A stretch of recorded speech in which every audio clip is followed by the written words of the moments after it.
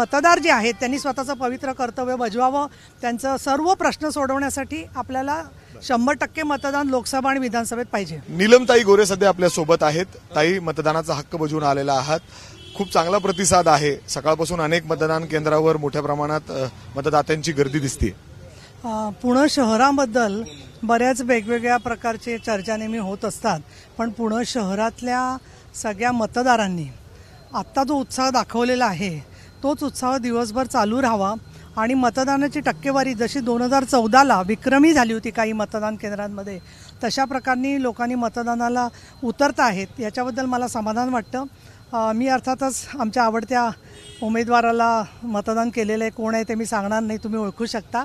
आणि वेगवेगळ्या प्रकारच्या अफवा ज्या पसरवल्या जात आहेत त्याबद्दल मला मुद्दाम सांगायचं आहे कार्यकर्त्यांना की पैसे वाटपाची जी तक्रार केली जाते त्याच्यात नेहमीचा हा या लोकांचा कांगावा असतो की पैसे वाटतायत, असं करून ते दोन गोष्टी साध्य करतात की एक म्हणजे मतदानावरचं मतदारांचं लक्ष उडवणं आणि जे घाबरतात लोक, नको बाबा मारामारी होते आपण जायला नको, अशामुळे सुद्धा मतदानाचा टक्का घसरतो।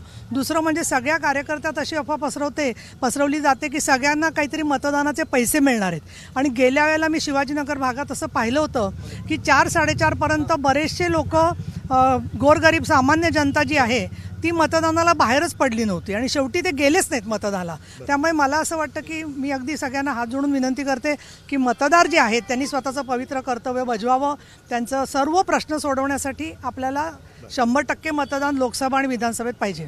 ताई, जर आपण बघितलं तर काल जे उमेदवार आहेत महाविकास आघाडीचे तेच स्वतः पोलीस स्टेशनमध्ये ठिय्या आंदोलनावर त्या ठिकाणी बसलेले होते। त्यांचा आरोप होता की पैसे वाटले जात आहेत शहरामध्ये, पोलीस यंत्रणा काहीच करत नाही, पोलिसांवर दबाव आहे।